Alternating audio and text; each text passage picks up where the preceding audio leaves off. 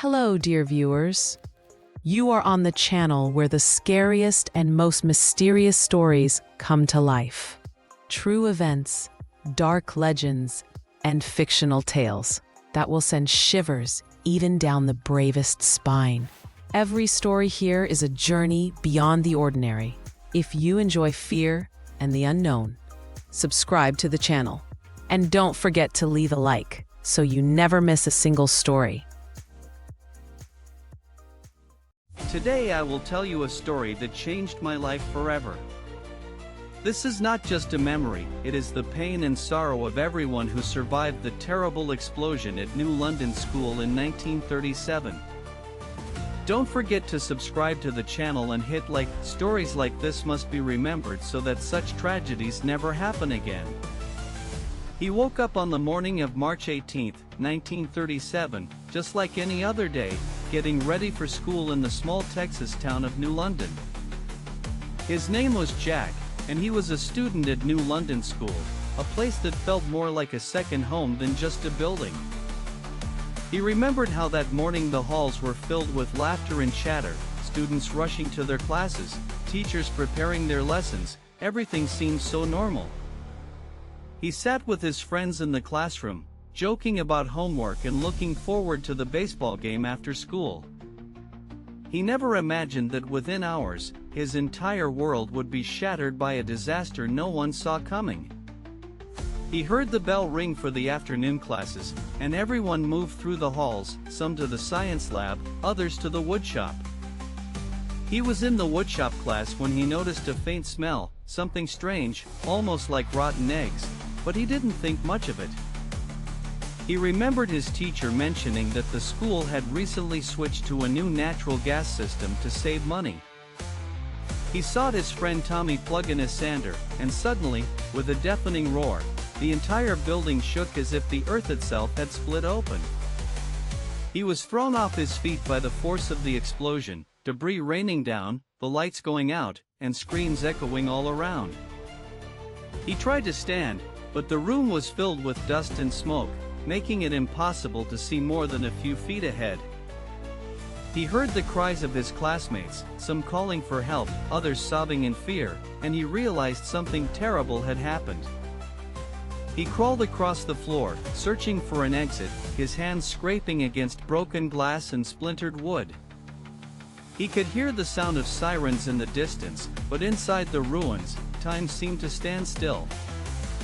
He found Tommy, who was bleeding from a cut on his forehead but alive, and together they tried to find a way out. He remembered the chaos, students trapped under desks, teachers trying to calm everyone down, but panic had taken over. He saw a hole in the wall where the explosion had blown out the bricks, and he and Tommy squeezed through it into the open air. He looked back and saw the school, or what was left of it, walls collapsed, smoke rising, and people running in every direction. He heard the wails of parents who had rushed to the scene, desperate to find their children, some already realizing the worst. He stood in shock, covered in dust and blood, unable to process the devastation that had unfolded in just a few seconds. He watched as firemen and volunteers dug through the rubble, pulling out survivors and, heartbreakingly, those who hadn't made it. He saw his teacher, Mrs. Carter, helping a little girl with a broken arm, her own face streaked with tears and soot. He realized that many of his friends were missing, and the fear in his chest grew heavier with every passing minute.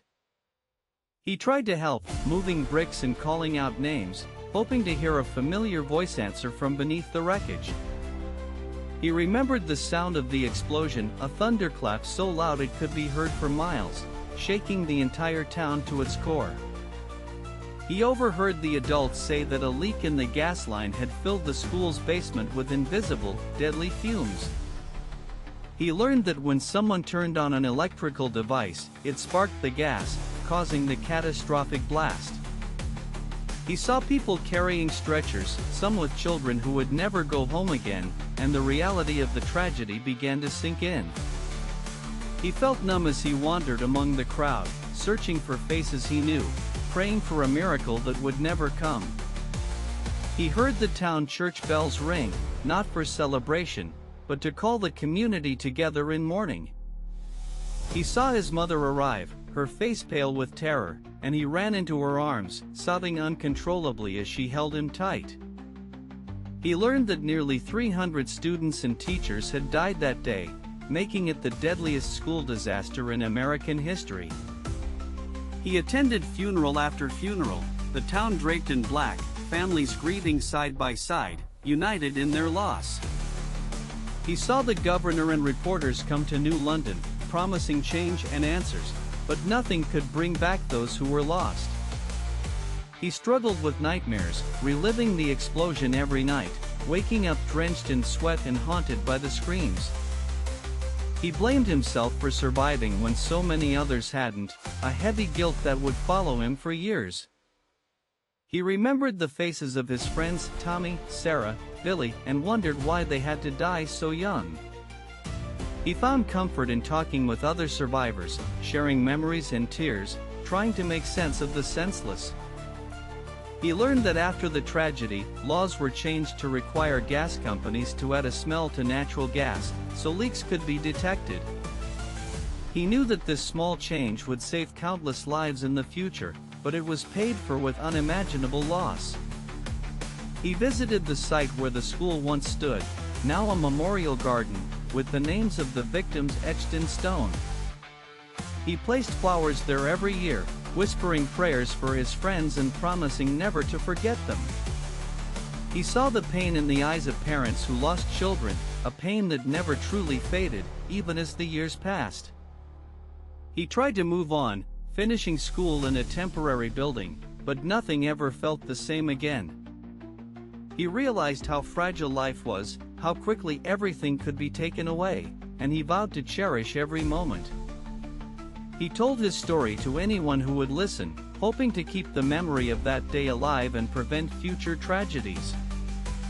He became an advocate for school safety, speaking at events and urging others to take precautions seriously.